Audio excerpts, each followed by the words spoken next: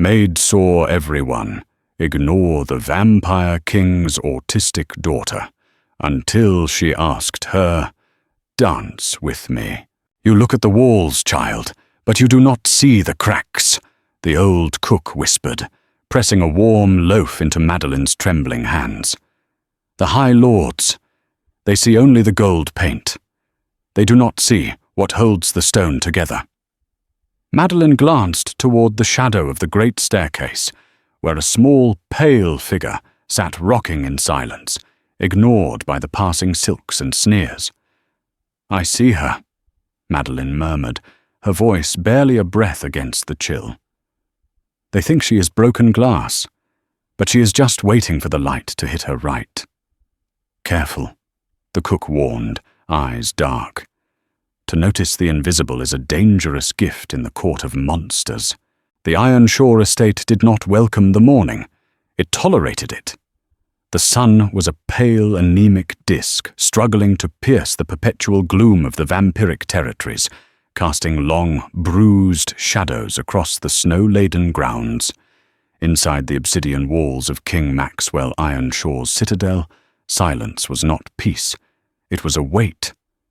Madeline Rosecliffe adjusted the starch of her apron, the fabric scratching against her neck. She was invisible.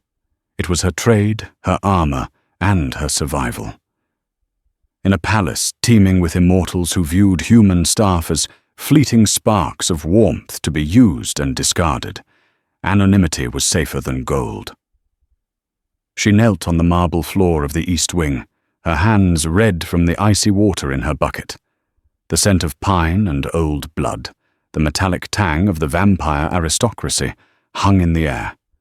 Today was the eve of the winter solstice ball, and the castle was a hive of frantic, hushed activity. "Mr. Spot," a voice drawled from above. Madeline didn't flinch. She knew the voice.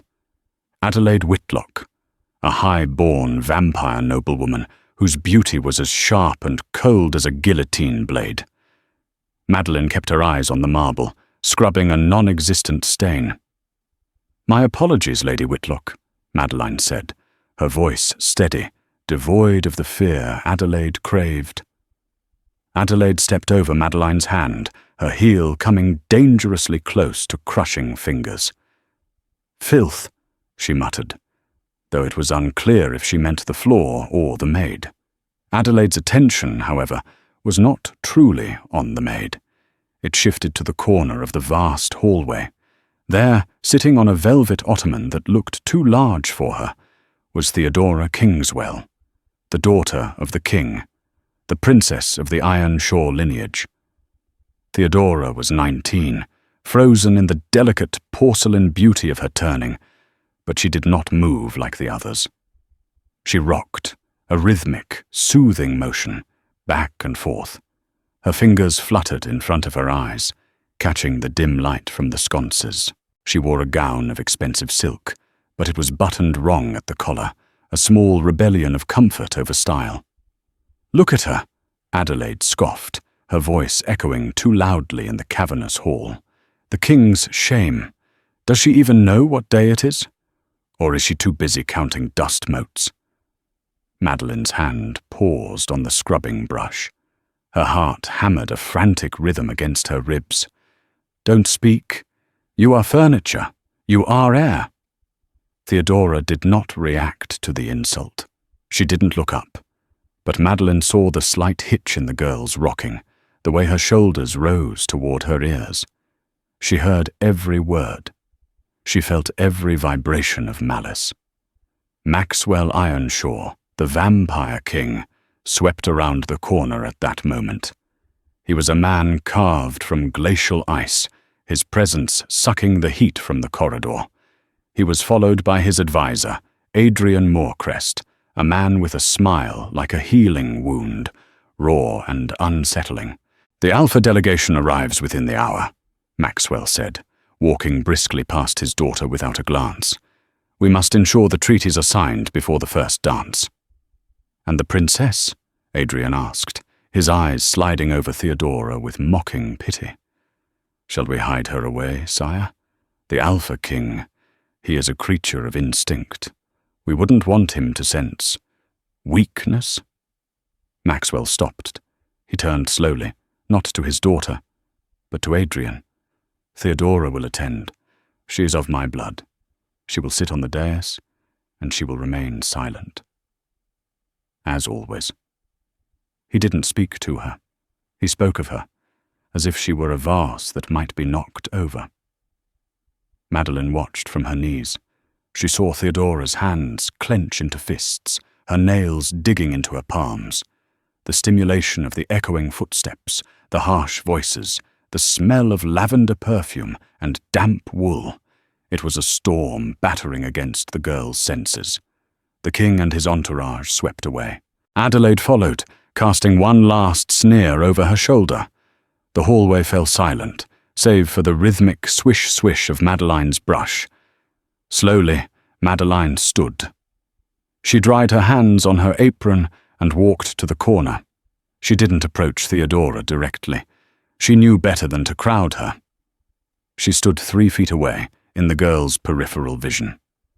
Madeline reached into her pocket and pulled out a small, polished stone of blue agony, smooth and cool. She placed it on the edge of the ottoman. "The floor is cold today, Your Highness," Madeline whispered, looking at the wall, not the girl. "But the kitchen fires are lit. It smells of roasting apples." Theodora stopped rocking. Her hand darted out, snatching the stone. She held it to her cheek, feeling the coolness. For a second, just a heartbeat, her eyes shifted. They were violet, deep and chaotic, like a storm trapped in glass. They met Madeline's brown eyes. There was no "thank you." There were no words, but the tension in Theodora's jaw unspooled. She began to turn the stone over and over in her fingers, the rhythm replacing the rocking. Madeline gave a small curtsy and returned to her bucket. The water was freezing, but her chest felt warm. She had seen the girl everyone else looked through, and for a moment, the girl had seen her. The arrival of the wolf shifters changed the air pressure in the castle. If the vampires were liquid cold, the wolves were a furnace blast. The heavy oak doors of the great hall groaned open, admitting a gust of snow and a delegation of 12.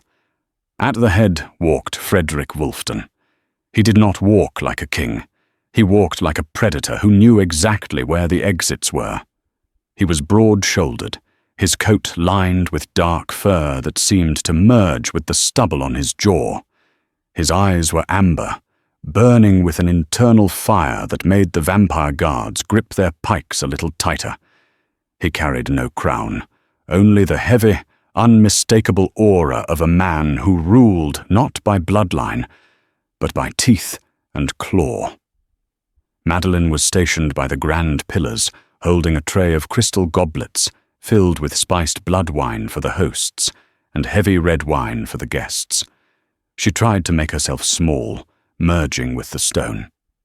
"King Frederick," Maxwell Ironshaw greeted, descending the stairs. His voice was polite, but his fangs were slightly descended. A subtle threat. "Welcome to Ironshaw." "Maxwell," Frederick replied. His voice was a low rumble, a sound that vibrated in the floorboards. He didn't bow. He offered a hand, a human gesture that forced the Vampire King to engage in warm, fleshy contact. "Your home is well preserved." "It is eternal," Maxwell corrected. "Stagnant," Frederick murmured, low enough that only those with enhanced hearing caught it. Madeline suppressed a shiver. She had never seen an Alpha King before. He smelled of rain, wood smoke, and something sharp, like ozone before a lightning strike. It cut through the cloying sweetness of the vampire court. "We have prepared chambers," Adrian Morecrest interjected, stepping forward with an oily smile, "and a feast. We understand your kind has voracious appetites." Frederick's amber eyes snapped to Adrian. "My kind has hunger, Lord Morecrest. Your kind has gluttony. There is a difference." The tension in the room spiked. A guard shifted. Frederick's second-in-command, a scarred woman named Silas, growled low in her throat. Frederick raised a hand, silencing his pack. He looked around the room, his gaze dissecting the opulence. He looked past the gold leaf, past the velvet drapes. His eyes swept over the line of servants. Most lords looked at servants and saw nothing. Frederick looked and saw people. His gaze landed on Madeline. She froze. The tray in her hands rattled slightly. He was 30 feet away, yet she felt the heat of his attention like a physical touch. He didn't leer. He didn't dismiss. He paused, his nostrils flaring slightly. He tilted his head, a question forming in the furrow of his brow. He seemed confused to find something living in this mausoleum. "Wine, Your Majesty," Adrian pressed, snapping his fingers at Madeline. "Girl, bring the tray." Madeline hurried forward, keeping her eyes lowered. She stopped before the Alpha King and curtsied. "Red, Your Majesty," she murmured. Frederick reached for a goblet. His fingers brushed hers. His skin was rough, calloused, and shockingly warm. A spark, static and sudden, jumped between them. Madeline gasped softly. Frederick's hand stilled on the stem of the glass. "What is your name?" he asked. The question broke protocol.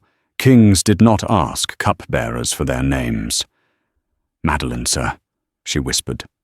"Madeline," he tested the word, rolling it like a stone in his mouth.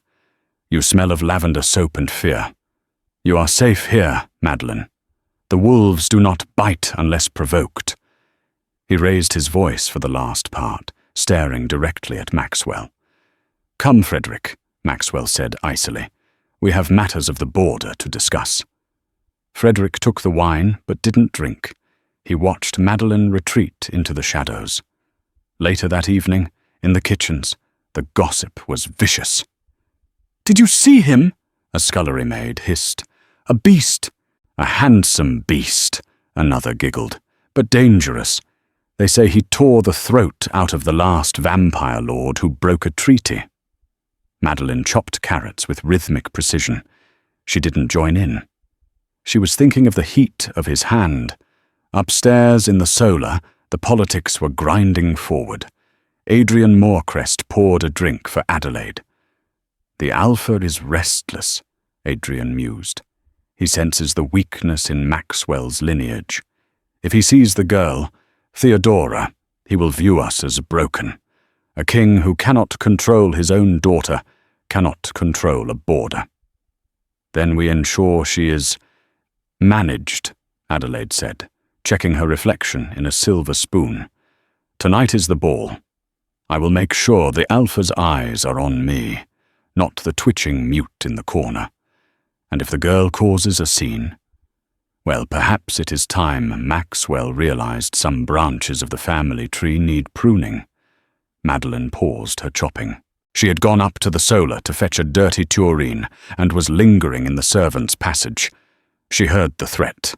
Theodora was walking into a trap, and in this castle, traps were deadly. The ballroom was a kaleidoscope of violence, disguised as elegance.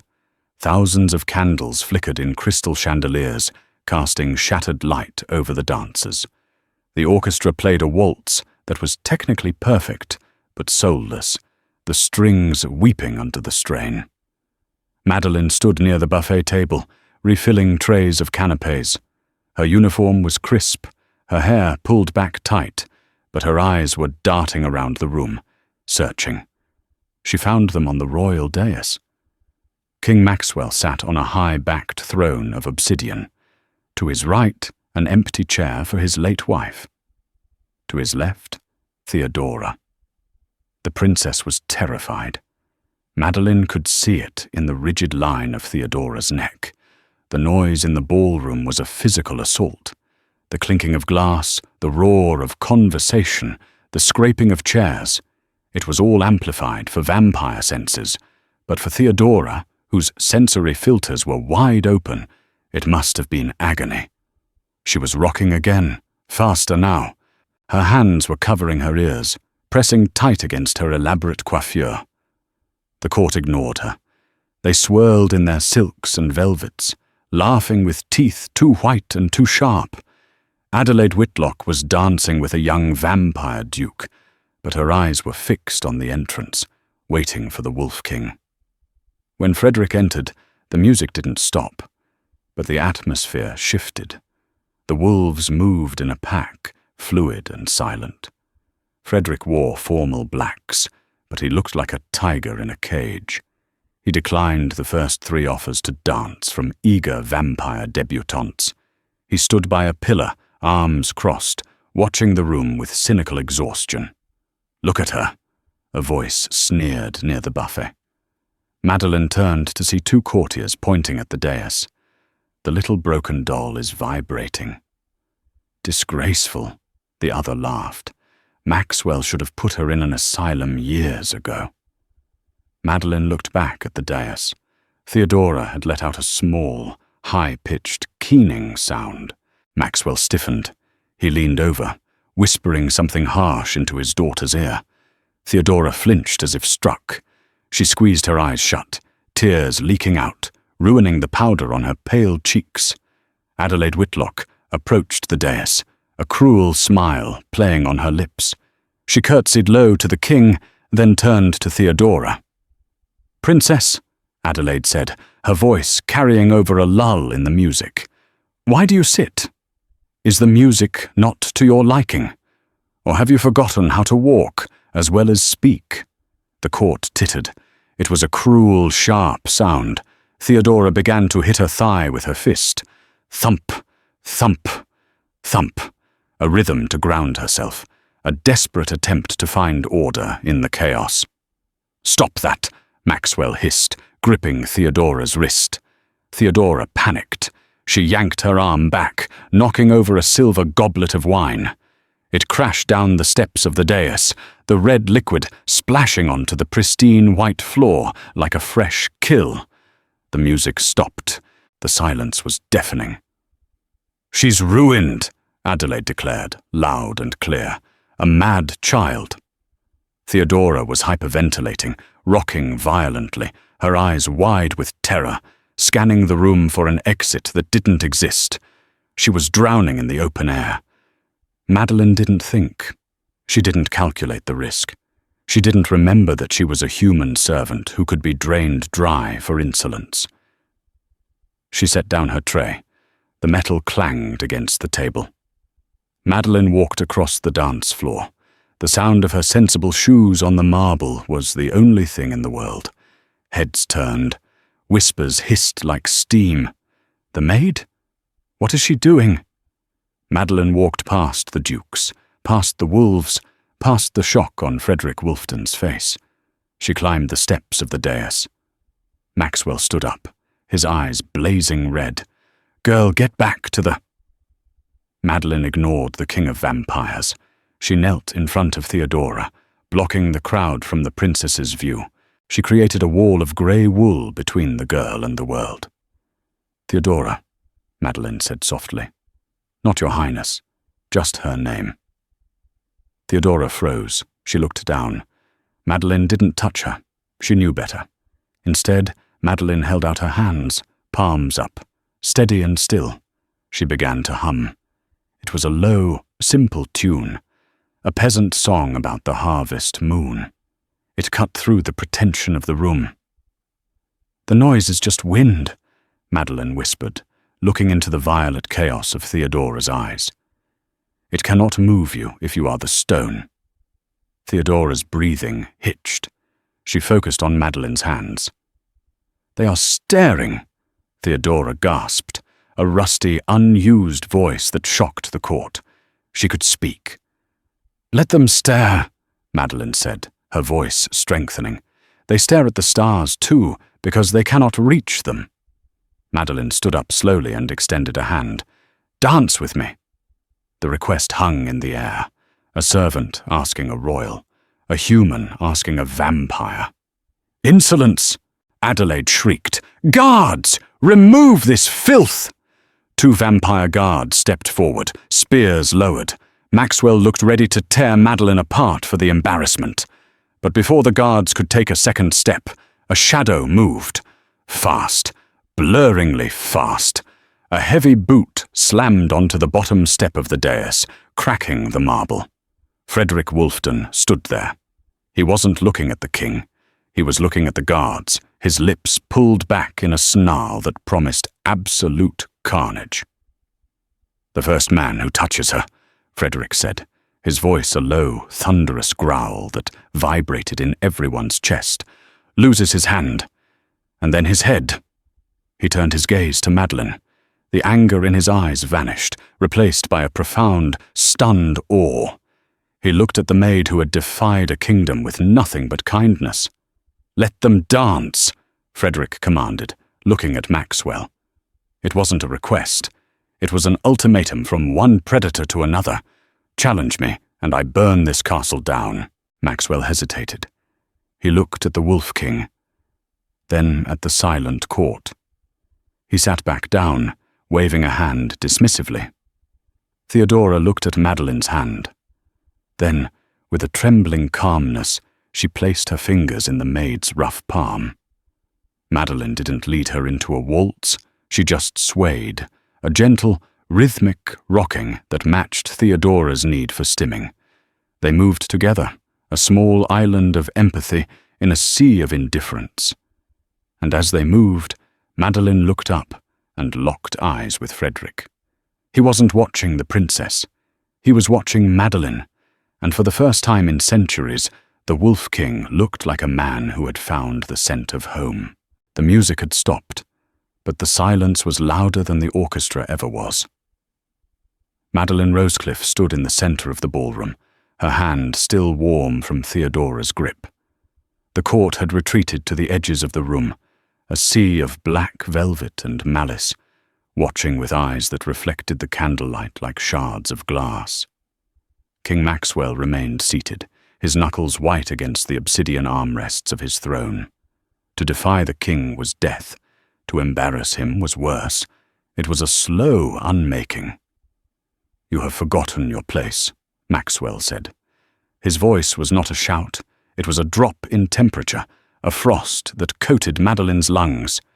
"You are dust in this house, and dust is swept away." He raised a finger. From the shadows the royal guard surged forward, creatures of armor and unholy speed. Madeline didn't flinch. She was too terrified to move, her legs rooted to the marble. She looked at Theodora. The princess was humming softly, her eyes closed, swaying to the rhythm Madeline had given her. She was safe in the bubble Madeline had created. For that, Madeline could accept the end. But the end didn't come. A wall of heat interposed itself between Madeline and the guards. Frederick Wolfton did not draw a weapon. He simply stepped in the path. "Step back," Frederick commanded. The words were low, laced with an alpha's compulsion. The vampire guards faltered, their instincts screaming that they were hunting a predator, not prey. Maxwell stood slowly, his cape flowing like spilled ink. "This is a domestic matter, King Frederick. The servant has insulted the crown. She belongs to me." "She belongs to the moment she created," Frederick countered, turning his head slightly to look at Madeline. His amber eyes burned with a fierce, possessive intelligence. "You invited my delegation to your home, Maxwell. By the old laws of hospitality, I am entitled to the comfort of my pack. I require a personal attendant for the duration of the summit." Maxwell's lip curled. "You want the maid?" "I want the only person in this room who understands honor," Frederick said. "She serves me now. Her life is bound to my presence. Harm her, and you break the guest right. Break the guest right, and my pack eats yours." The threat hung heavy in the air, smelling of ozone and wet fur. The 12 wolf shifters behind Frederick stepped forward in unison, a synchronized movement of lethal loyalty.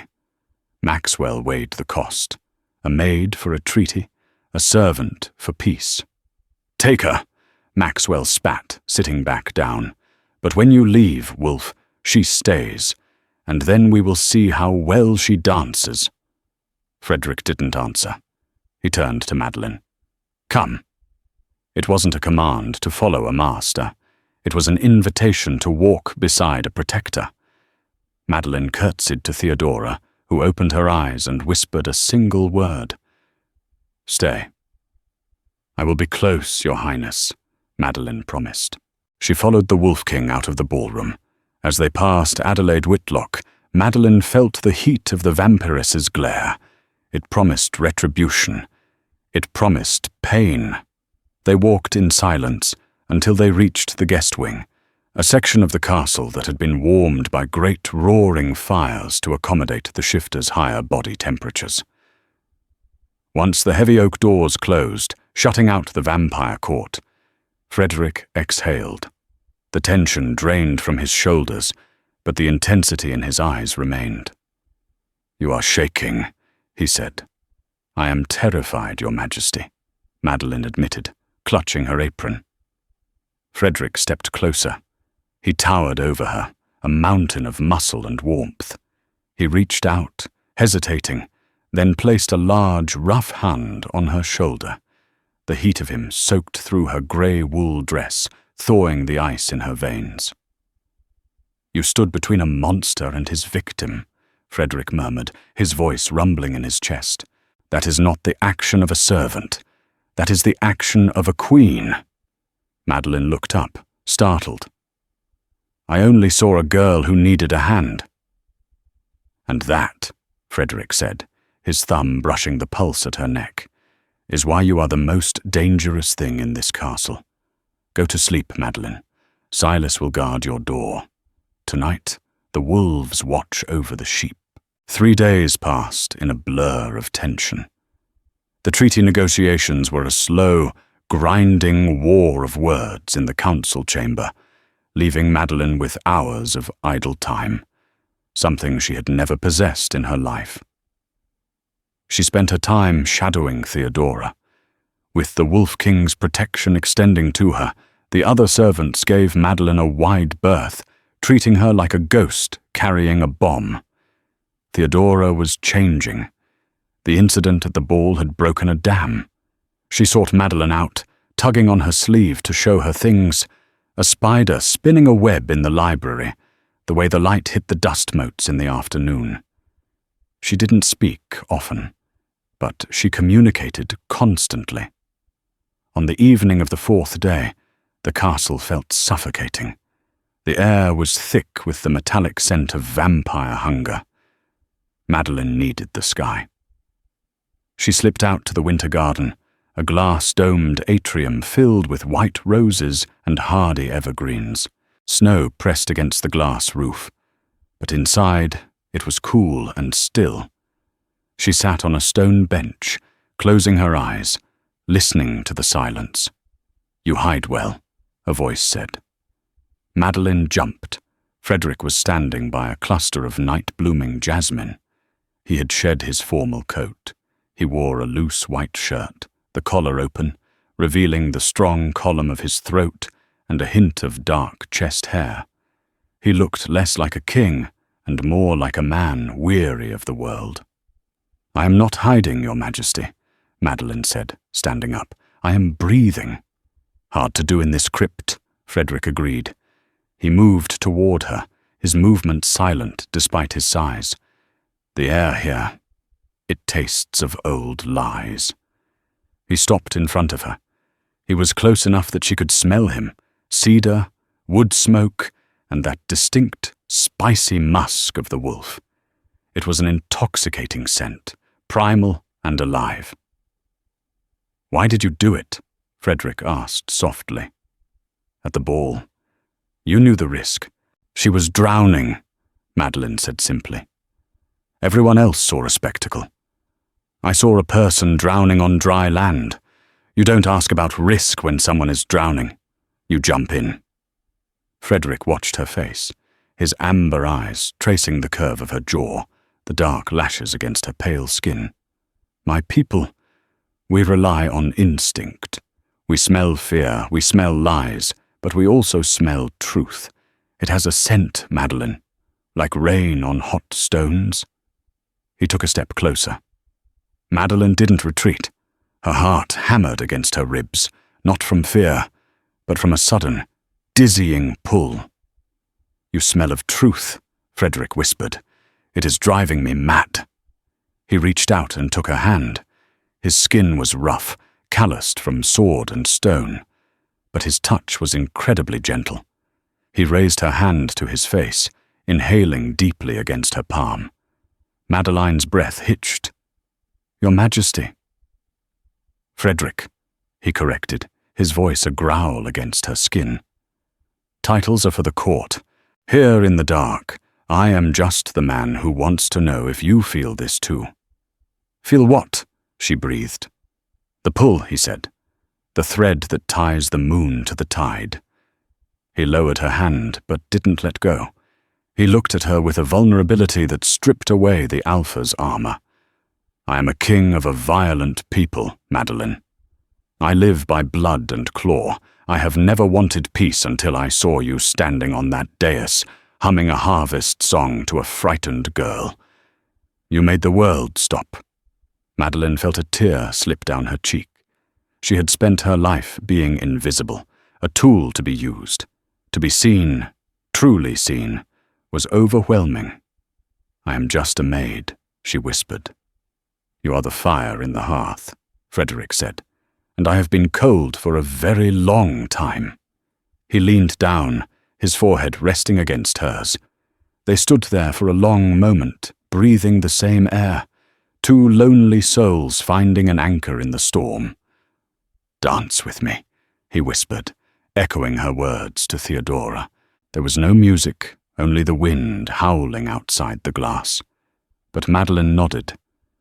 Frederick wrapped his arm around her waist, pulling her flush against his solid heat. They swayed in the shadows of the winter roses, a slow, silent waltz that sealed a bond stronger than any treaty. The peace of the garden could not last. The morning of the solstice hunt brought a sharp, brittle tension to the castle. Traditionally, the vampires hunted stag in the Ironshore woods to mark the longest night. The wolves were invited to join, a test of dominance disguised as sport. Maxwell insisted Theodora attend the pre-hunt breakfast. "She must show face," the king declared. "To prove she is not the invalid, the court whispers she is." The breakfast was held in the solar, a room bathed in harsh, grey light. The table was laden with rare meats and heavy wines. Madeline stood behind Theodora's chair. The princess was rocking slightly, agitating the silverware, the clink, clink, clink, setting Adrian Morecrest's teeth on edge. "Perhaps a tonic for her nerves?" Adrian suggested smoothly, sliding a crystal goblet toward Theodora. "A blend of valerian and nightshade. It calms the excitable mind." Adelaide Whitlock sat across the table, watching with reptilian stillness. "Yes," she purred. "Drink, princess. It will help you behave." Theodora reached for the goblet. Her hand was shaking. Madeline watched the liquid. It was dark, viscous. It smelled of plums, but underneath there was something else. A scent like bitter almonds and copper. Frederick sat at the head of the table, his senses dialed high. He stopped eating, his nose twitching. Theodora lifted the glass to her lips. Instinct. Madeline didn't think. She leaned forward over Theodora's shoulder.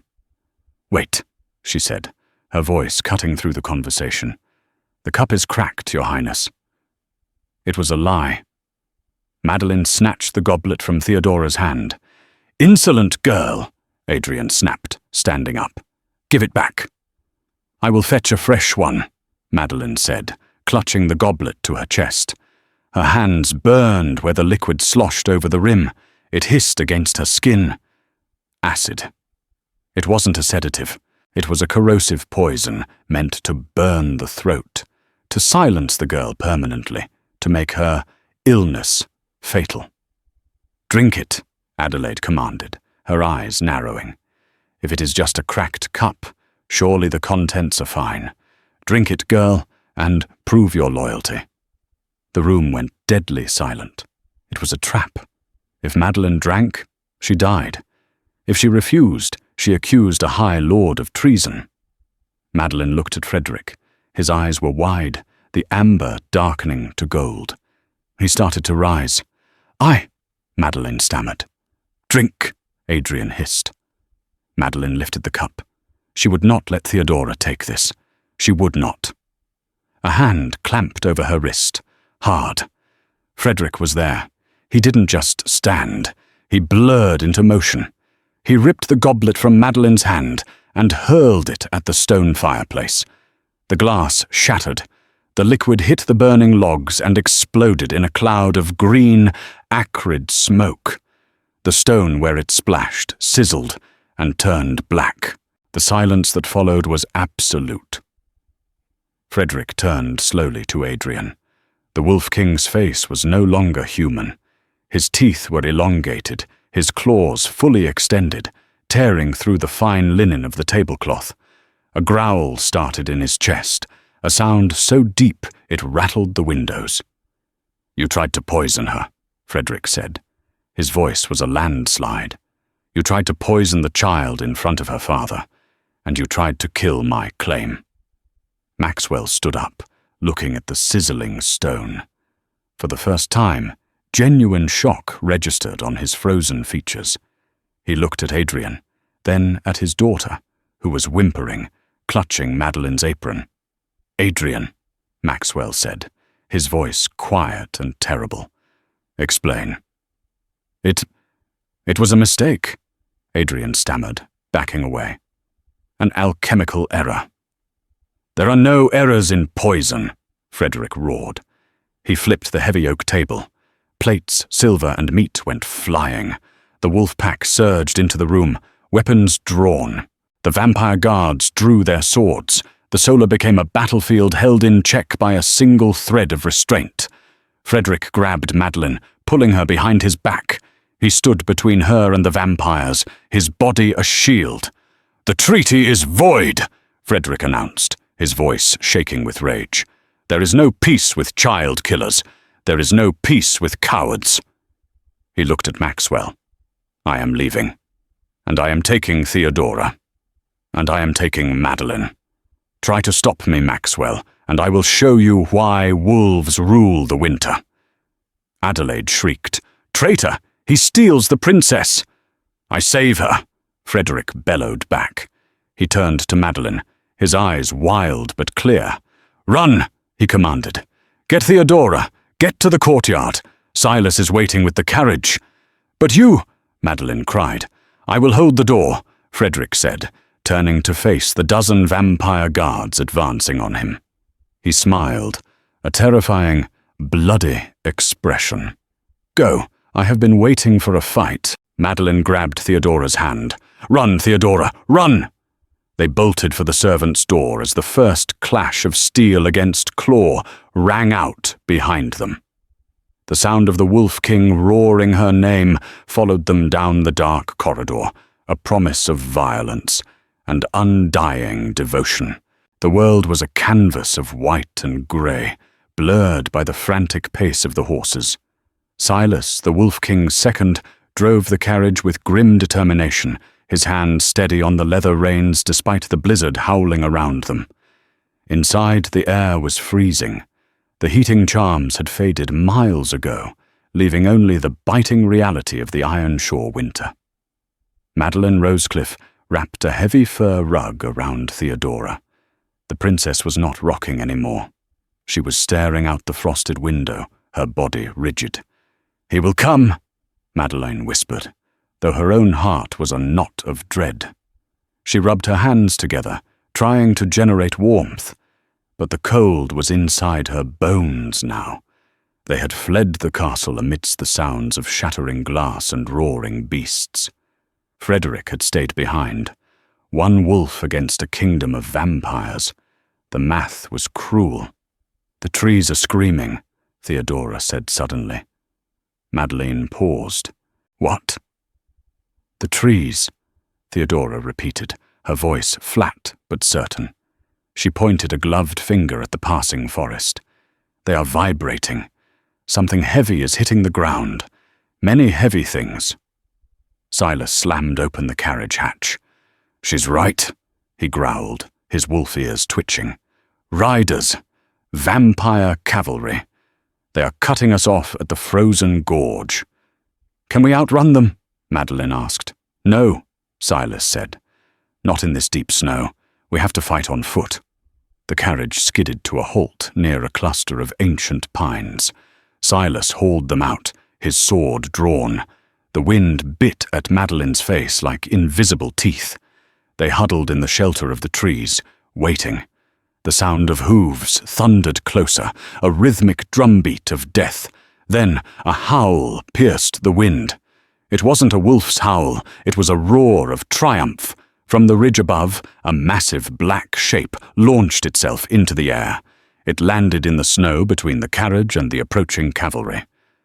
Frederick. He was in his human form, but he was covered in blood. Some his, most not. His shirt was in tatters, revealing claw marks on his chest that were already knitting together with supernatural speed. He held a sword that looked like a shard of night. "Get behind me!" Frederick bellowed, his voice cracking with exhaustion. The vampire cavalry, led by a captain in silver armor, pulled up short. 12 riders. "Yield, Wolf King," the captain shouted. "King Maxwell demands the return of his property." "I carry no property," Frederick snarled, steam rising from his skin. "I carry family." He charged. It was a blur of violence. Madeline shielded Theodora's eyes, but she couldn't block the sound, the clash of steel, the grunts of impact, the sickening crunch of bone. Frederick fought like a demon, fueled by a rage that burned hotter than the winter sun. But he was tired. He stumbled, taking a shallow cut to his thigh. Madeline saw a rider flanking him, a spear raised for a killing blow. "Frederick!" she screamed. She didn't have a weapon. She had a heavy iron lantern she had grabbed from the carriage. She threw it. It was a clumsy throw, fueled by desperation. The lantern sailed through the air and struck the flanker's horse on the nose. The beast reared, throwing its rider. The distraction bought Frederick a second. He spun, decapitating the spearman, then drove his sword into the snow, sending a shockwave of force that knocked the remaining horses off balance. Silence fell again, save for the heavy breathing of the king. Frederick limped toward them. He dropped his sword and collapsed into the snow. "Frederick!" Madeline fell to her knees beside him. His skin was burning hot. He opened one eye, grimacing. "I told you, I would hold the door. You held the whole castle," she wept, tearing the hem of her dress to bind his leg. Theodora stepped forward. She looked at the blood on the snow. She didn't flinch. She reached into her pocket and pulled out the smooth blue stone Madeline had given her. She pressed it into Frederick's bloody hand. "Ground yourself," Theodora whispered. Frederick looked at the stone, then at the girl. A ragged laugh escaped his lips. "Thank you, Princess." "We must move," Silas urged, scanning the horizon. This was just the vanguard. The king himself follows. They made their stand on the ice of Lake Ethelgard. It was a vast, open expanse of frozen water, surrounded by jagged peaks. There was nowhere left to run. King Maxwell arrived at dawn. He came not with an army, but with his inner circle. Adrian Moorcrest, Adelaide Whitlock, and 50 elite guards. They formed a semicircle on the ice, their reflections dark and distorted on the frozen surface. Frederick stood in front of Madeline and Theodora. He was wounded, bleeding, and exhausted, but he stood tall. Silas flanked him. "This ends now," Maxwell's voice carried across the ice, amplified by magic. "Give me the girl, and the maid dies quickly. Father!" The word cut through the wind. It wasn't whispered. It was shouted. Theodora pushed past Madeline. She pushed past Frederick. She walked out onto the open ice, her small boots sliding slightly. She stood alone between the two forces. "Theodora, get back!" Maxwell commanded, fear flickering in his eyes for the first time. "No," Theodora said. She didn't rock. She didn't look down. She looked directly at the king. "I am not a chair. I am not a shadow. I am Theodora." "She is delirious," Adrian scoffed, stepping forward. "The wolf has put a spell on her." "He gave me silence," Theodora countered. "You gave me noise. You gave me poison." Maxwell froze. "Poison." "The chalice," Theodora said, pointing a shaking finger at Adrian. It smelled of bitter almonds, like the cleaner the maids use to kill rats. "He tried to stop my heart, Father, because I am broken, because I embarrass you." Maxwell turned slowly to Adrian. "Is this true?" "She's lying," Adelaide shrieked. "She is a retard. She doesn't know what she says." Crack. The sound came from beneath Adelaide's feet. The ice was groaning. "I hear the ice," Theodora said softly. "It is thin there, very thin." Adelaide laughed. "The ice is solid, you stupid child." She took a step toward Theodora, intending to grab her. Theodora closed her eyes. She felt the vibrations. She knew the exact frequency of the fracture. She stomped her foot. Once. Hard. The vibration traveled through the ice, hitting the fault line Adelaide was standing on. With a sound like a gunshot, the ice shattered. Adelaide didn't even have time to scream. She plunged into the black, freezing water. The heavy velvet of her gown pulled her down instantly. The ice sealed over the hole as the plates shifted, leaving nothing but a dark smear below the surface. Adrian screamed and drew a dagger, rushing at Theodora. Frederick moved, but he wasn't fast enough. Maxwell was. The Vampire King moved like moonlight. He appeared in front of Adrian, catching the advisor's wrist mid-air. "You tried to kill my daughter," Maxwell whispered. "She is a defect," Adrian spat. "I did it for the crown." "The crown," Maxwell said, his voice trembling with a terrible realization, "is worthless if it sits on a grave." Maxwell snapped Adrian's wrist. Then he threw him. Adrian slid across the ice, unconscious before he hit the snowbank. Maxwell turned to Theodora. He looked at her, really looked at her. For the first time in 19 years, he saw the strength in her spine. He saw the fire in her eyes. He saw the way she stood, not as a broken thing, but as a survivor. He fell to his knees. "I did not see," Maxwell wept. "I looked at the walls, but I did not see the cracks." Theodora walked over to him. She didn't hug him. She wasn't ready for that. She simply placed a hand on his shoulder. "Stand up," she said. "Kings do not kneel. They listen." The thaw came early that year, a weeping of the earth that washed away the blood and the bitterness of the long winter. The Treaty of the Frozen Lake was signed not with ink on parchment, but with action. Adrian Morecrest and his conspirators were banished to the wastelands, stripped of titles and fangs, left to wander the grey expanse. Adelaide was gone, claimed by the cold she had wielded as a weapon, a stark reminder that nature bowed to no crown. But the greatest change was in the stone heart of Ironshaw Castle itself. Madeline Rosecliffe walked through the east wing, her steps light. The heavy velvet drapes, which had choked the sunlight for centuries, were pulled back. The windows were thrown open, letting the crisp spring air circulate through the stagnant corridors. It was brighter, it was louder, but in a way that was full of life. The sound of birds, the distant rush of the river, the murmur of a staff no longer terrified to speak. She paused by the open door of the council chamber. Inside, a session was in progress, but it looked nothing like the rigid, fearful courts of old. King Maxwell sat on his throne, but he sat forward, his posture attentive rather than imperious. Beside him, on a smaller chair cushioned with blue silk, sat Theodora. She was rocking gently, a rhythmic, soothing motion that no one tried to stop. In front of them stood a nervous vampire merchant, explaining a dispute over timber rights. "He says the wood was rot-free," Maxwell said, looking at his daughter. "But the builder claims the structure collapsed." Theodora didn't look at the merchant. She looked at the floor, her head tilted, listening to the cadence of the man's heartbeat, the subtle shift in his breathing. "His hands are sweating," Theodora said, her voice soft but carrying clearly in the acoustics of the room. "And his heart skips when he says, 'rot-free.'" He knew. The wood was sick.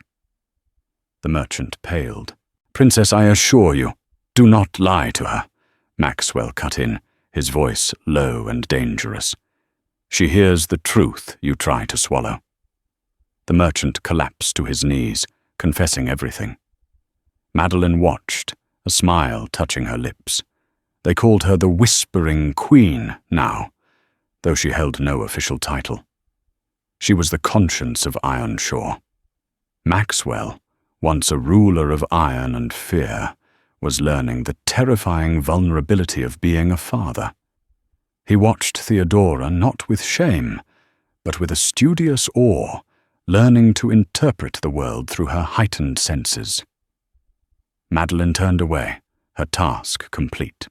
She had packed her meager belongings.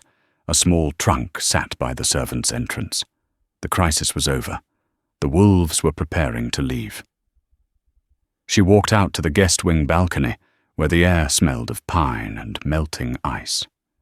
Below, in the courtyard, the wolf pack was checking saddles and sharpening blades. They were wild things, eager to return to their forests. "You look like someone saying goodbye." The voice was deep, resonating in the stone beneath her feet. Madeline gripped the railing. Frederick stood in the doorway. He had shed the bandages, his lichen healing leaving only faint silver lines against his tan skin. He wore a tunic of soft grey wool, open at the neck, looking less like a warrior god and more like a man who had finally set down a heavy burden. "The war is over, Your Majesty," Madeline said, keeping her eyes on the horizon. "The treaty is secure. You have a kingdom that needs its alpha." Frederick walked to the railing, standing close enough that his heat radiated against her side. "I do. The wolflands are wild. No stone castles, no velvet curtains. We live under the sky. It rains often. It is loud." "It sounds free," Madeline whispered. "It is," Frederick agreed. He turned his body toward her, blocking the view of the courtyard.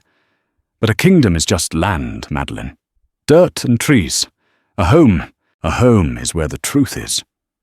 He reached out, his rough fingers tilting her chin up until she was forced to meet his amber eyes. They were burning with an intensity that made her knees weak. "You are packing," he noted.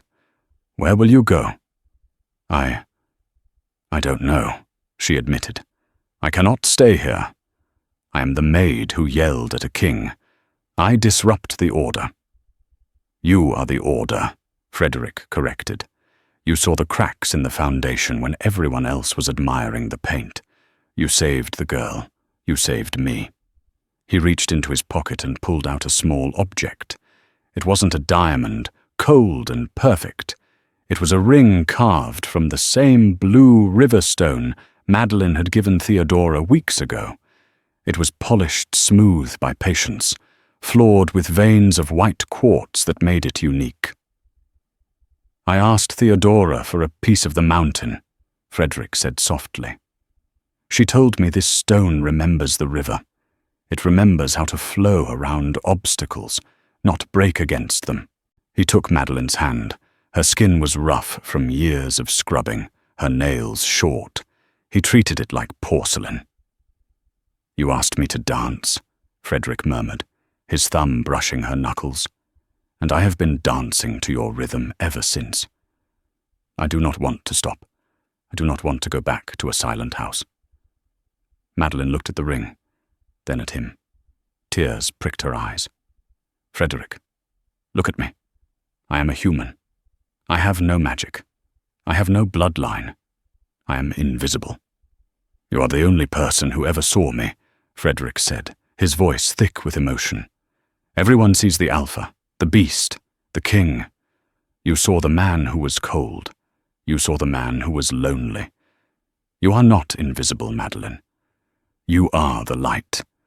And without you, I am just a wolf in the dark." He knelt.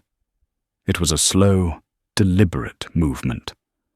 A king bowing to a servant, shattering every law of their world. "Come with me," he pleaded softly. "Be my queen, not to sit on a throne and rule, but to walk beside me and live. Remind me that strength is not claws but kindness. Come home, Madeline." Madeline looked at the man who had torn down a castle for her. She looked at the scars on his hands, earned in her defense. She looked past him to the courtyard, where Theodora was now standing. The princess was looking up at the balcony. She wasn't rocking. She was smiling, a genuine, radiant smile. She raised a hand and waved, a simple gesture of release. "Go," the wave said. "I am safe now." Madeline looked back at Frederick. "Yes," she whispered, the word carrying all the breath in her lungs. "Yes."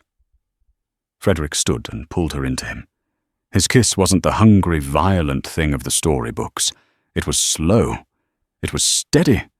It tasted of winter pine, wood smoke, and a promise kept. He lifted her off the ground, spinning her slowly, a private waltz, high above the world that had once tried to crush them both. The sun broke fully over the mountains, flooding the balcony with gold. It caught the blue stone on her finger, fracturing the light into 1,000 rainbows. The cracks didn't break the light. They made it beautiful. In the end, the history books of the northern realms didn't focus on the wars or the treaties. They spoke of the winter of silence, where a maid taught a king how to see, and a broken princess taught a father how to listen.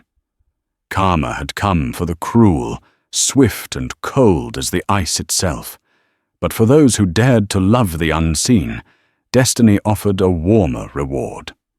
Madeline and Frederick ruled the Wolflands with a legacy of open doors and open hearts, while Theodora became the whispering queen of Ironshore, proving that a voice does not need to be loud to shake the world. They learned that love is not about fixing what is broken. It is about holding the pieces together until they find their own way to shine. If this story touched your heart, please remember to like, share, and subscribe for more tales of love, destiny, and the magic of seeing the unseen. Let us know in the comments who was your favorite character.